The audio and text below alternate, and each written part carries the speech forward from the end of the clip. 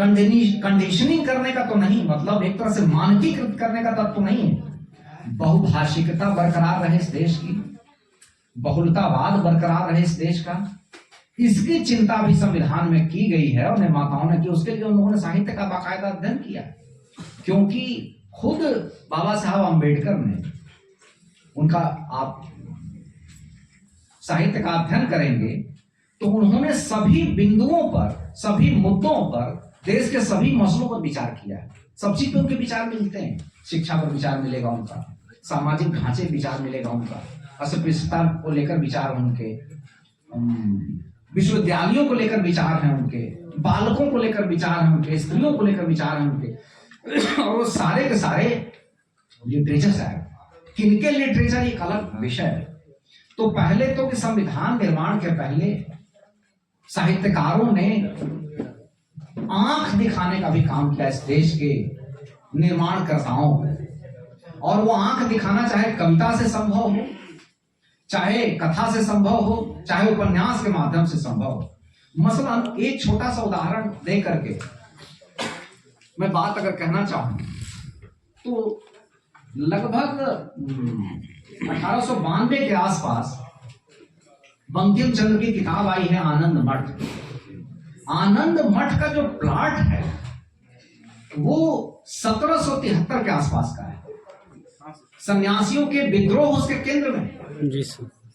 लेकिन उसका, और लिख रहे हैं 19वीं सदी के समय, और वो सारी बातें हम तक चली आती, 20वीं सदी तक, 21वीं सदी तक चली आती। क्यों?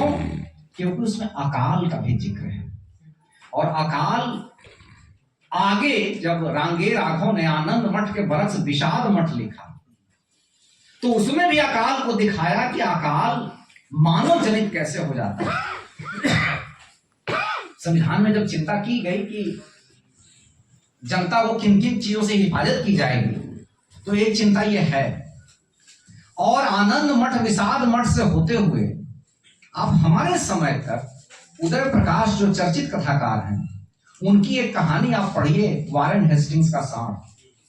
वारेन हेस्टिंग्स का सांड कहानी में दिखाया है कि जब वारेन हेस्टिंग्स गवर्नर जनरल था, जिसके सन्यासियों ने जिसके खिलाफ विद्रोह किया, और ये कह दिया था, वारेन हेस्टिंग्स ने शासनादेश जारी करके, लंबे समय तक गवर्नर जनरल रहा, लगभग 10 वर्षों के आसपास तक, ये कह दिया था कि कोई किसी गांव का नागरिक सन्यासियों की अगर मदद भी करता मिल जाए तो उसको सरेआम फांसी पर लटका दो, ताकि कोई डर से सन्यासियों की मदद न कर सके। और सन्यासी सब अंग्रेजी सरकार के जो क्रूरताएं थी उसके खिलाफ सब आंदोलनरत थे। तो वह वहां से होता हुआ जो सवाल बंकिम चंद्र चटर्जी ने उठाया आनंद मठ में, और रांगे राघव ने उसको और विस्तार से उठा दिया विषाद मठ में, वही सवाल उदय प्रकाश की कहानी वारेन हेस्टिंग्स का सांड में। पूरी कहानी आप पढ़िएगा, मारवी कहानी है। कैसे इतिहास का संदर्भ लेते हैं उसमें, ये लिया कि वारेन हेस्टिंग्स ने राजस्व की सर्वाधिक वसूली उस समय की जिस समय बंगाल और देश में भीषण अकाल था। तो उस समय शासन भारत का बोर्ड ऑफ डायरेक्टर्स से गवर्न होता था। बोर्ड ऑफ डायरेक्टर्स था लंदन में जी। बोर्ड ऑफ डायरेक्टर्स में आमंत्रित किए गए वारेन हेस्टिंग्स के, जरा ये तरीका बताइए कि आपने ऐसे समय राजस्व की इतनी ज्यादा वसूली कैसे कर ली जिस समय देश में भीषण दुर्भिक्ष है, अकाल है। तो वारेन हेस्टिंग्स ने लिखित बयान दिया कि मैंने जनता से कहा कि मुझे राजस्व चाहिए, इसके लिए तुम चाहे सूखी घास बेचकर मुझे राजस्व दो, चाहे जली हुई मिट्टी बेचकर दो, मुझे राजस्व चाहिए। और जनता ने मेरी बात मानी और सूखी घास बेच के मुझे राजस्व दिया। बोर्ड ऑफ डायरेक्टर्स में कहा गया कि ये इनह्यूमन है, और कहा कि इसमें महाभियोग चलना चाहिए। इतिहास के जो लोग अध्ययन करते हैं इतिहास का, उनको मालूम होगा कि एकमात्र गवर्नर जनरल था भारत का जिस पे महाभियोग लाया गया। पारित नहीं हुआ एक अलग मसला, लेकिन लाया गया। और इसके लिए कि तुमने इनह्यूमन, अमानवीय कार्य किया। उस सवाल को उठाया उदय प्रकाश ने, यहाँ तक आते आनंद मठ विषाद मठ से यहाँ तक आते। इन सब का मतलब कलिकथा बाईपास जो अलका सरावगी को जिसपे सम्मान मिला, उसमें एक अध्याय अकाल होता नहीं बनाया जाता है। अकाल के दौरान की क्रूरताएं ज्यादा वो होती हैं। और यही बात कमोबेश नागार्जुन ने अकाल और उसके बाद कविता में भी लिखी है। बहुत लोगों ने रिपोर्टाज रांगे राघव ने तो तूफानों के बीच लिखाई, अकाल के बीच में रह करके बहुत लोगों ने लिखा है। तो कहने का ये आशय कि ये सारा का सारा साहित्य आज तक वाया संविधान घूम रहा है। मतलब जो स्वाभिमान की हम बात करते हैं कि संविधान ने ये हक तो अदा किया है सबको कि आपका मस्तक ऊंचा है। ये साहित्यकारों की चिंता पहले से चल रही थी। निराला ने स्वाधीनता का एक अर्थ निर्भय होना बताया। यह बात रविन्द्रनाथ टैगोर ने भी कही कि मस्तक ऊंचा रहना चाहिए, निर्भय होना। कहा स्वाधीनता के एक अर्थ निर्भय होना। यह चिंता संविधानकर्ताओं ने की थी कि साहित्यकारों की जो चिंता है वो हमारी चिंता होगी। अब लागू करने वाले उसी माइंडसेट के हैं कि नहीं, उसी मस्तिष्क धरातल पर रहने की अलग बात। एक साथी ने तो ये कह दिया था कि हर नागरिक संविधान की शपथ लेता। हर नागरिक नहीं लेता है। संविधान लागू करने का जिनको दायित्व है वो शपथ लेते हैं संविधान के प्रावधानों को पालन करने का, और हम पर वो ताई करते हैं भाई ऐसे होना चाहिए। अच्छा, बहुत हल्ला होता है, कई बार डराया भी जाता है। हर दौर में ये हुआ है कि आप अधिकारों को उल्लंघन का दावा करेंगे तो हम आपके कर्तव्य की याद दिलाएंगे। मौलिक कर्तव्य जोड़े गए हैं, मौलिक कर्तव्य संविधान में शुरू में थे नहीं, संशोधन करके जोड़ दिए गए 42। तो कहने का आशय ये कि ये जो साहित्य है वो संविधान से तो चलता नहीं। साहित्य चला सकता है संविधान से। बहुत अच्छा उदाहरण है, आप भी जानते होंगे कि एक बार संसद की सीढ़ियां चढ़ते समय पंडित जवाहरलाल नेहरू के पीछे पीछे रामधारी सिंह दिनकर जी चल रहे थे। रामधारी सिंह दिनकर जी राज्यसभा के सदस्य हो चुके थे। तो जब सीढ़ियां चढ़ रहे थे तो नेहरू जी लड़खड़ाने लगे सीढ़ियों पर, तो पीछे से पकड़ लिया था रामधारी सिंह दिनकर ने। तो नेहरू जी ने धन्यवाद देते हुए कहा था कि अच्छा हुआ कि आपने संभाल लिया। तो दिनकर का वो मशहूर वाक्य है जो एक तरह से साहित्य और संविधान के रिश्ते पर, सरकार के रिश्ते पर वो सूत्रवाक्य बन गया कि जब जब इस देश की राजनीति लड़खड़ाती है तो साहित्य ही सहारा देता है। जैसे इसी तरह का सूत्रवाक्य है जैसे प्रेमचंद ने 1936 में संविधान लागू होने के पहले लखनऊ में कह दिया था कि साहित्य राजनीति के आगे चलने वाली मशाल है। अब यह कि चल रही है कि नहीं, मशाल चल रही है कि नहीं, लेकिन इसको साहित्यकार दोहराता रहता है। सर्वेश्वर दयाल सक्सेना ने दोहराया इसको।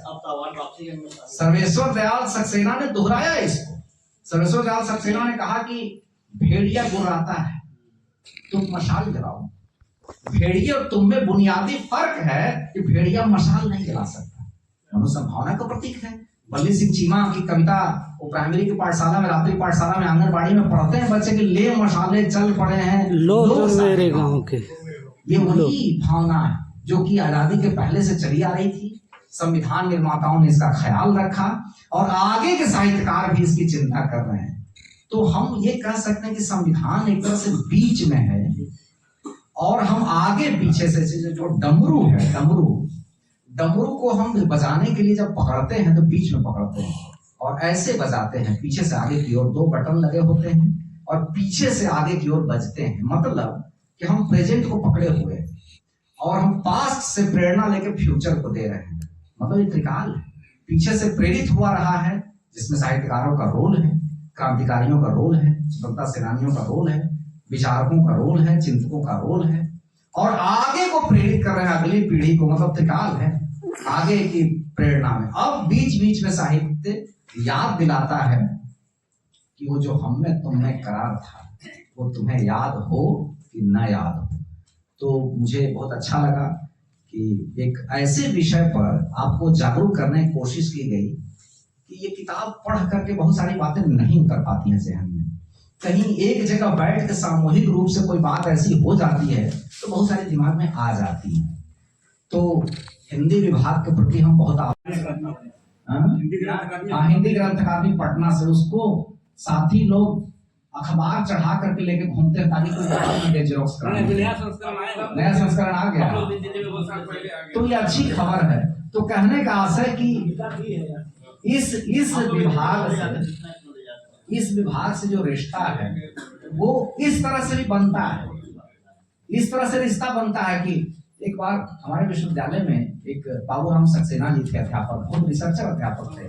तो बाबूराम सक्सेना जी एक जगह कार्यक्रम में खाना खाकर, कबीर के मठों में जाइएगा, कबीर पारक संस्थान इलाहाबाद में है, जहाँ संत विलास दास जी थे, बीजक की अच्छी व्याख्या करते थे, साखी की व्याख्या करते, तो हम लोग सुनने जाते थे, गुरु लोग भी जाते थे, विद्यार्थी भी जाते, बड़ी जबरदस्त व्याख्या लिटरेचर से भी करते थे। तो वहां प्रावधान था कि जो खाना खाएगा कबीर मठ में खुद से अपनी थाली धोएगा। तो एक बार बाबूराम सक्सेना जी भी खाकर थाली धुल रहे थे, तो एक विद्यार्थी जाकर उनके हाथ से उनकी थाली विद्यार्थी ने ले ली। तो उन्होंने पूछा, क्या तुम मेरे स्टूडेंट हो? कहा कि नहीं, क्लास का स्टूडेंट नहीं, आपकी मैंने एक किताब पढ़ी है, उर्दू साहित्य का इतिहास, बाबूराम सक्सेना ने लिखा है उर्दू साहित्य का इतिहास। तो चूंकि आपकी मैंने किताब पढ़ ली है, इसलिए मैं आप ही का हूं, इसलिए मैं आपकी थाली ले लेता हूं। तो मैं यहाँ पढ़ा नहीं, लेकिन यहाँ की लिखी हुई किताबें मैंने पढ़ी हैं, इसलिए मैं यहीं का हूं। परिवार से हैं। दूसरी ये कि भरत सिंह जी थे, इस विभाग के अध्यक्ष भी रहे, अध्यापक भी। उनके साथ एक किताब की योजना बनी थी। वो किताब लोक भारती से आ रही है, आत्मकथा के इलाके में। उसमें जितनी चर्चित आपको कथाएं हैं विभिन्न विमर्शों से जुड़ी हुई, वो सब के सब पर उसमें लेख हैं। किताब लोक भारती प्रकाशन से प्रकाशित हुई है, एक आध हफ्ते में आप तक पहुंच जाएगी, उसको देखिएगा। दूसरा अंतिम बात जो चलते चलते कि इन सारे मतलब इस आयोजन के पीछे एक मकसद यह है, और उच्च शिक्षा का भी मकसद यह है, और यह हिंदी विभाग का भी मकसद है देश भर का, कि हर विद्यार्थी के मन में प्रश्नाकुलता रहे, जिज्ञासा का भाव रहे, जानने का भाव रहे, प्रश्न का भाव रहे। आपके यहाँ भी पाठ्यक्रम में होगा, हमारे यहाँ भी पाठ्यक्रम में, देश भर में है। जितने विमर्श हैं, स्त्री विमर्श, दलित विमर्श, आदिवासी विमर्श, थर्ड जेंडर विमर्श, सब में प्रश्न हैं, और इसकी इजाजत संविधान ने दी, प्रश्न करने की इजाजत। अनुच्छेद 19(1) के तहत ये प्रावधानित है, बोलने का अधिकार, विचार व्यक्ति का, सवाल करने का अधिकार। तो हम ये चाहते हैं कि आप कम से कम संविधान को एक बार पढ़ लें। वो अंग्रेजी में कहें तो प्रोसीजर इस्टेब्लिश्ड बाय लॉ है, उसको हिंदी में कहते हैं विधि द्वारा स्थापित प्रक्रिया कानून। और अमेरिका में ड्यू प्रोसेस ऑफ लॉ है, उसको हिंदी में कहते हैं विधि की सम्यक प्रक्रिया। अब दोनों में अंतर क्या है? देखिए, संविधान लागू होने के बीच में ये प्रक्रिया जान लेनी चाहिए।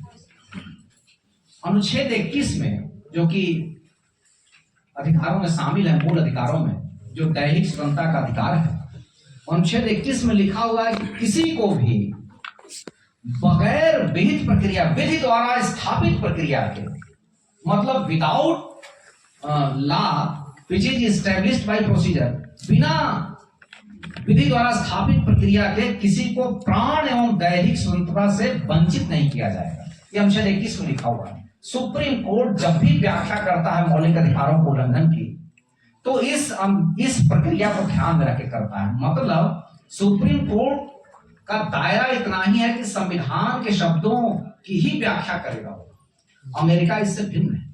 अमेरिका में विधि की सम्यक प्रक्रिया, ड्यू प्रोसेस ऑफ लॉ, मतलब कि वहां सुप्रीम कोर्ट, संविधान बहुत छोटा है अमेरिका का, उससे बाहर जाकर भी डायरेक्टिव्स पास कर देते हैं, निर्देश दे देते हैं। नतीजा क्या है कि कार्यपालिका, विधायिका और न्यायपालिका में अक्सर टकराव होते हैं अमेरिका में।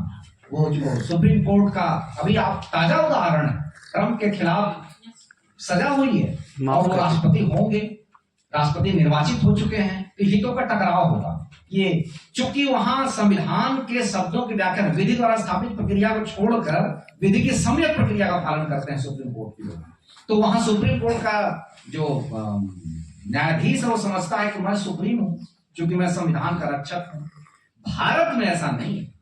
भारत में अधिकारों के रक्षक तो हैं, संविधान के प्रावधानों के रक्षक तो हैं, देश के रक्षक नहीं। इसका ध्यान रखना चाहिए। तो इन दोनों में ये प्रक्रिया। अब थोड़ी बात ये करना चाहते